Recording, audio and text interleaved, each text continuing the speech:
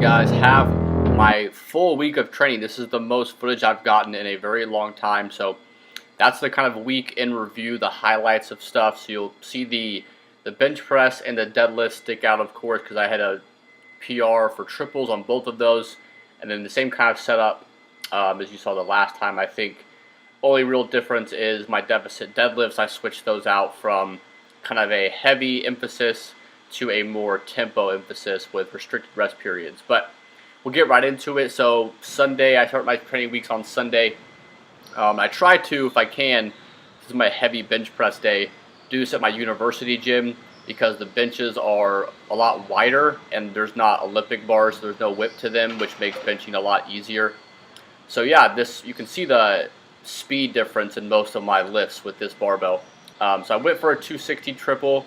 Hard to get this kind of angle, and you'll see this has a little bit, this should have two asterisks on it, not just one for a PR, but also one because the person decided to grab the bar when it was about 80% of the way up. So there's no doubt in my mind that I would have hit this. I think if you look at this objectively, you would say I probably would have hit it as well. So I'm not too worried about it, and I'm probably going to try to replicate that, or if I feel really good, go for 265 for a triple tomorrow anyways. So we'll see how it goes. And again, here's another weird spotter incident.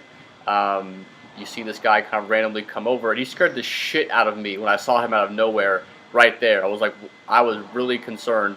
Again, it's my back off work, so I usually don't need a spotter for that stuff. But nonetheless, I was a little bit freaked out there. And yeah, for a very good bench press day.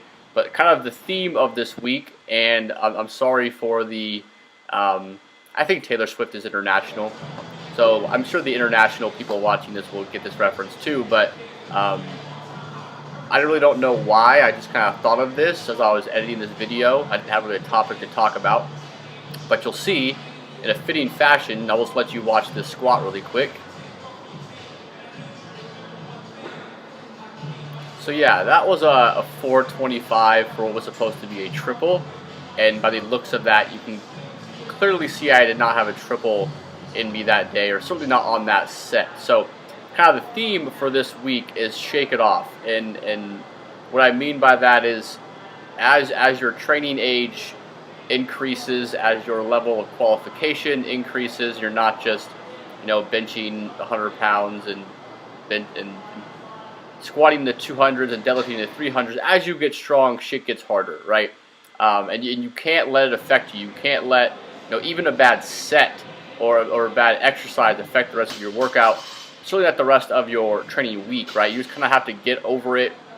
You're going to go train another day, and it's whatever. So I kind of had to remind myself of that. It's always kind of funny. This is my big deadlift PR here. It's always kind of funny whether I'm coaching someone or even having a conversation with someone that you kind of have like a deja vu moment where you used to ask people these questions, or you used to find yourself getting caught up in certain things, whether it was overcomplicating nutrient timing, or whether it was so yeah, whether it's just overcomplicating things that don't need to be made complicated, or simple tips like that of, hey, you had a bad workout, get the hell over it. I would tell my client that, if I get a middle of the week update, maybe a Tuesday, someone says, man, I just feel overtrained, or man, I just got a horrible workout yesterday, and I don't know, blah, blah, blah. And again, when you think about it in the summation of everything, what's a bad workout, or what's a bad set? It's nothing. It's really nothing unless you let it affect the rest of your training week and in weeks and months. So again, that ability to just kind of be like, you know what, today was a shit day, and tomorrow I got to get better. That ability is huge, especially as you get more qualified, because those shitty days don't get fewer as you get better. Again, my shitty day of a 425 for a single, I guess it's relative, right? So my shitty day may be someone else's PR, but again, it's not like when you first start training that everything pretty much flows, and you don't really have too many days where you don't PR. As you get better, you have to realize that most days you go in there, it's not going to be a PR day, and there's going to be some times where, like my heavy squat day this week, where I felt like I didn't know how to squat. That was literally what I felt like. My descent was off. I didn't even have a cue I was thinking about. it was just bad on all of my warm-up sets, on all of my top sets, and maybe towards the end of my back off work, I started to feel better. But it was just a day that I have no reason to, I have no excuse for it, I have no whatever. But again, my attitude about it is just like, who cares? It's a session. And again, this is kind of the cool part of this. I squatted a couple of days later, actually squatted the day after that, which I don't have footage of, which is kind of power work. And it gave me some confidence to build up to. I hit 4 singles, very lightweight, and then I came in on, this is Friday, and did my kind of volume training for squats. So I did a 5x5 at 365 with a plus set at the end, and I hit, it was quality. All of my reps, I had 27 total reps, and most of them felt very good. I made an adjustment to the bar placement on my back. I actually moved the pegs down a little bit.